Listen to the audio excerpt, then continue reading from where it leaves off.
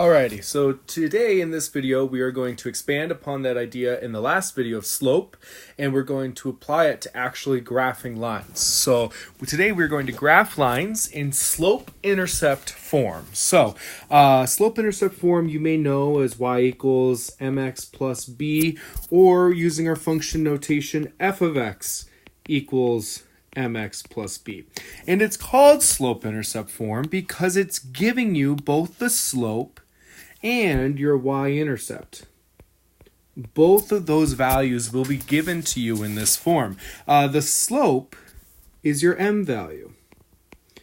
And remember, slope is the same thing as rise over run. It's how you move from one point to the other. So the way to remember this is your m value is how you move. Okay? So, and the y-intercept is given by your b value. So this is your y-intercept, and that's where you begin. That's where you plot that point first, and then you're going to move rise over run using your slope. All right, so let's look at an example of this. We have f of x equals 1/2 x minus 4. Something that's going to be helpful to start is to identify what is your slope and what is your y-intercept. Remember, the slope value is your m value, so y equals mx plus b. The m value in this first line is 1/2. That first function, the slope value is 1/2. Notice how the x value does not show up in my slope. The x value, that's my input, my independent variable, that's not attached to the m. Okay, so make sure your variable doesn't show up with your slope. Okay, and where is your y-intercept? Your y-intercept is -4, or if I write that as a coordinate, remember your y-intercept is what happens when you plug in 0. So I plug in 0, I get out -4. So if I want to graph this line, what I'm going to do is I'm going to start at my y-intercept value of -4, and then I'm going to move rise over run using the slope. So my slope is 1/2, so I can go up 1 to the right 2, or I can go down 1 to the left 2. Both of those are a slope of positive 1/2, because I can go up 1 over 2, or I can go down 1 to the left 2. Notice how both of those are the same thing as 1/2. Okay, so I want to plot a couple more points, so I'm still going to go up 1 over 2, and I'm also going to go down 1 to the left 2, just so I have 5 points. And then all I need to do is connect the dots. And there is my line in slope-intercept form. Okay, make sure you have your arrows on the end signifying that those lines are going on infinitely long. All right, we can also graph a line that's not in slope-intercept form to begin with. So if you'll notice, you've got 5x plus 4y equals 8. Well, we want to graph in slope-intercept form, so I need to get it into slope-intercept form. And you'll notice in slope-intercept form, the y is by itself. So this is when we're going to go back to some literal equations, and we're going to solve this for y. So the first thing you need to get rid of, think about what is that first thing. I need to subtract 5x from both sides. So then I'm going to get 4y equals -5x plus 8. And then we're almost done, but the y isn't totally by itself. What's next? I have to divide both sides by 4. So I'm going to divide every term by 4. And I'm going to be left with y equals -5 over 4x.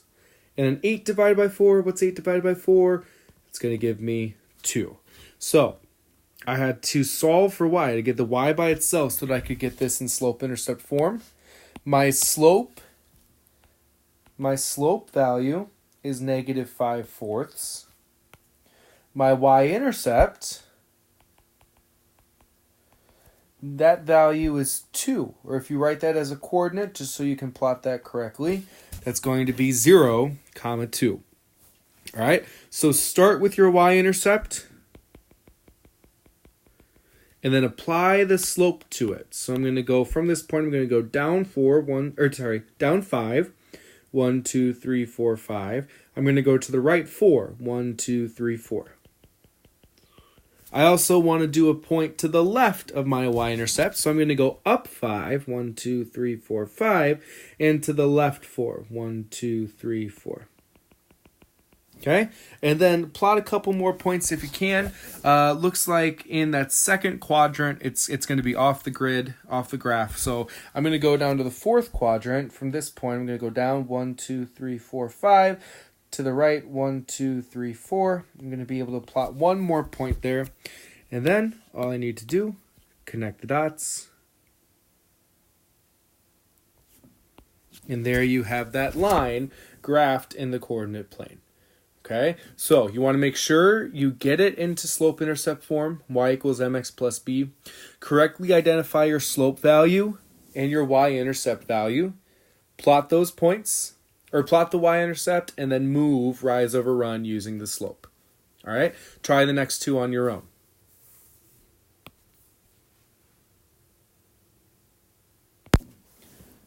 Okay, so double check your answers here. Make sure you correctly have the y-intercept and your slope. You have to make sure your equations or your functions are written into slope-intercept form first. So you'll notice in example C, that's not in slope-intercept form first. You got to rearrange those terms before you start plotting. So just make sure they match, and I'll underline it again. Make sure they match slope-intercept form. Y equals mx plus b. Okay, so let's look at our next examples. So you'll notice these are a little bit different. Okay, we've got y equals mx plus b. That's what we try to match these two. But you'll notice in this one, in letter A, there is no x. So if I were to write that into slope-intercept form, I'd say y equals, well, what would make the x go away? Well, x would have to be multiplied by 0. Okay, so my slope would be 0, which means I would rise 0. I would run whatever. I would run infinitely long.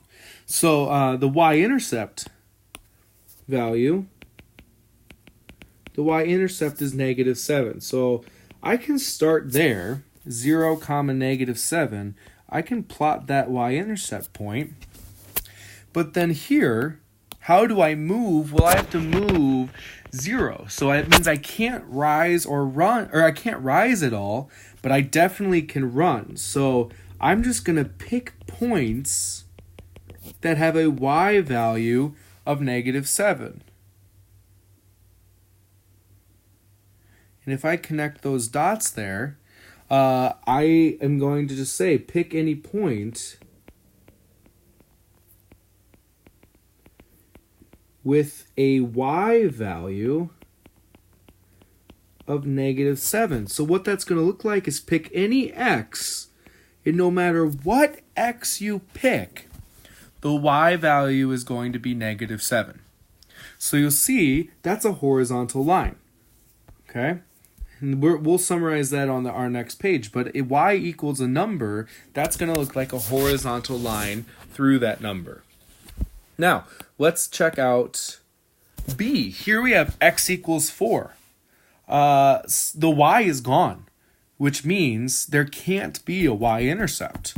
So if x equals 4, I'm going to just plot where x would equal 4 on the x-axis. And I'm going to pick any point. I'm going to pick any point where the x value is 4. Because no matter what, the x value has to be 4. So I have my pick of the litter. I can choose whatever I want for y. So I can pick like 4, 5. I can pick 4, -4. 4, 10. 4, -8. I can choose whatever y values I want as long as the x coordinate is 4. Okay? Because my slope of the line here, my slope, since it's vertical, is undefined.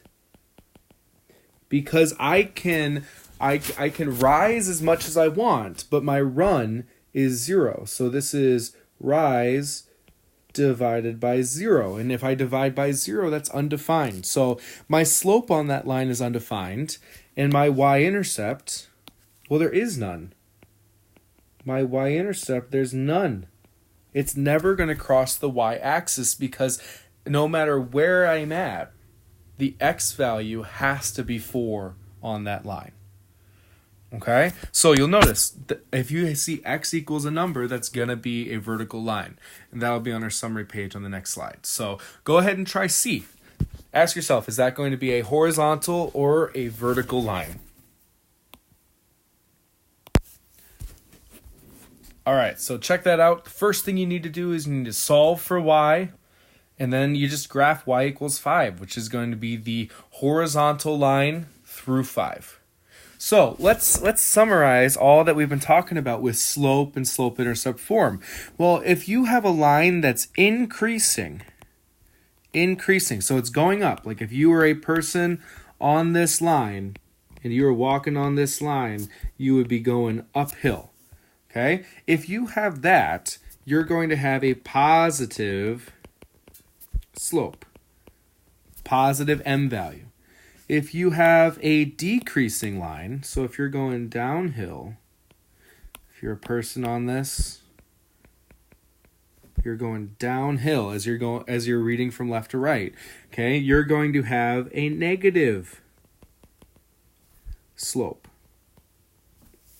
If you have a horizontal line, okay, and this one is constant, a constant line because it's horizontal. So if you're a person on this, you're just walking horizontally. You don't have any incline at all.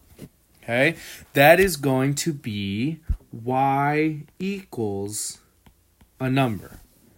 So if you have a horizontal line, that's going to be y equals a number. Doesn't matter what number it is, it's just y equals a number.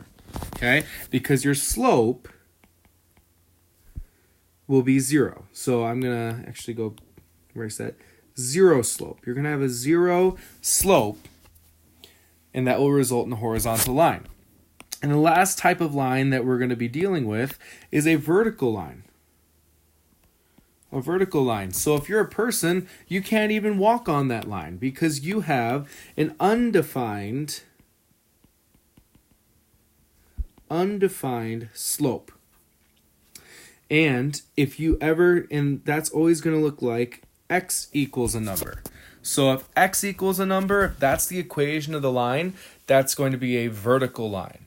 Okay, now I'll tell you guys right now, a lot of people struggle with horizontal and vertical lines.